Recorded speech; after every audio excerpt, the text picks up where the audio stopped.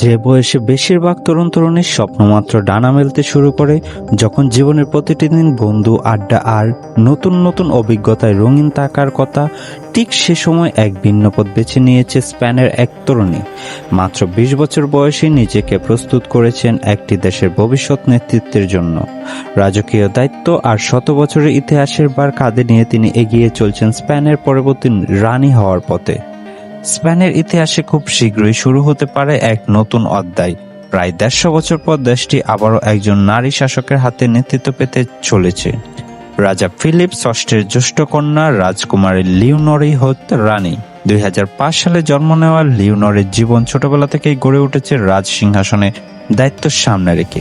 সাধারণ শিক্ষার পাশাপাশি তিনি পড়াশোনা করেছেন সাংবিধানিক আইন, আন্তর্জাতিক সম্পর্ক, এমনকি একাধিক ভাষা।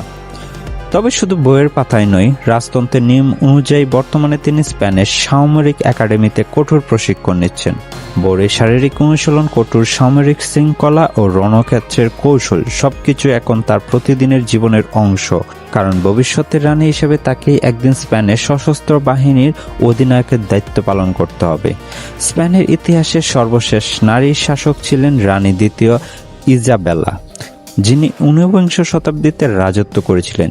দীর্ঘ প্রায় ১.৫ শতাব্দী পর লিওনর যখন সিংহাসনে বসবেন, তিনিই হবেন আধুনিক স্পেনের প্রথম নারী শাসক।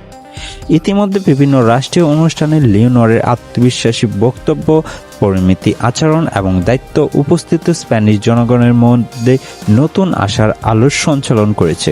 গণতন্ত্র ও রাজতন্ত্রের সর্বাঙ্গনে স্পেনের কাছে এই তরুণী এখন ভবিষ্যৎ গতিশীলতার এক শক্তিশালী প্রতীক। লিওনরের এই প্রস্তুতি শুধু রাজপরিবারের উত্তরাধিকার ধরে রাখার জন্য নয়, বরং একবিংশ শতাব্দীতে রাজতন্ত্রকে নতুন প্রজন্মের কাছে আরও আধুনিক, গ্রহণযোগ্য এবং সময় উপযোগী করে তোলাও একটি বড় প্রয়াস। আর তাই প্রায় ১৫০ বছর পর স্পেনের সিংহাসনে একজন রানীর অভিষেক এখন শুধু অপেক্ষার পালা।